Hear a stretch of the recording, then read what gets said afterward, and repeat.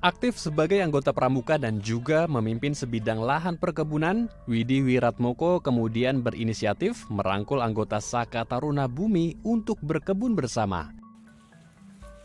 Di lahan pangkalan IP2TP Serpong Balitsa, tanah 1000 meter persegi ini ditanami berbagai tanaman pangan seperti ubi jalar, singkong, hingga alpukat.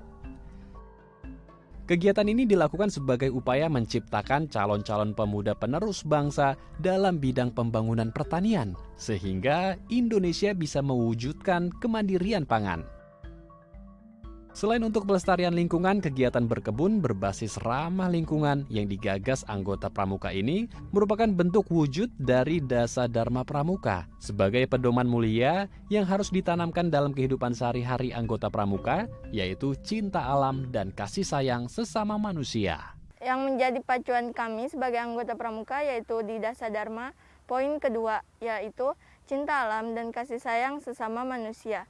Yang bisa kami artikan yaitu bagaimana kami sebagai seorang pramuka, kami diajarkan untuk menjaga alam dengan benar.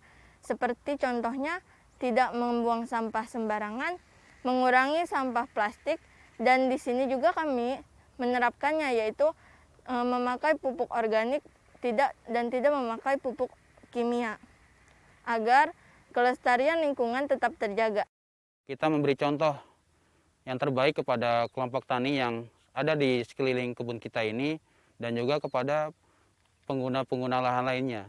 Sesungguhnya dengan penggunaan bahan organik saja pun itu bisa menyuburkan tanah dan menyuburkan tanaman. Tidak menggunakan bahan kimia pun tanaman dapat tumbuh dengan baik.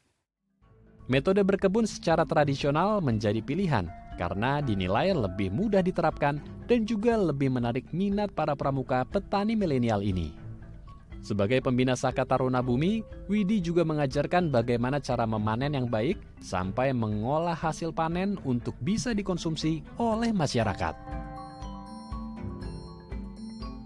Cara menanam ini kita bisa menjadi dua bagian, yaitu cara menanam secara konvensional atau tradisional dan cara modern. Nah, saat ini yang mungkin kami perkenalkan kepada para pemuda-pemuda pramuka ini adalah cara yang paling mudah dilakukan agar mereka lebih tertarik, yaitu dengan cara yang tradisional.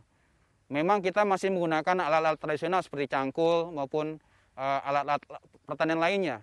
Itu agar mereka dapat melaksanakan dengan mudah dan mendapatkan di sekitar rumah mereka. Dan pada saat mereka menemukan lahan yang ada, itu mereka bisa mendayagunakan lahan tersebut sebagai objek untuk usaha tani. Nah, di samping itu juga pada saat mereka sudah berhasil, mereka juga diajarkan bagaimana cara memanen yang baik.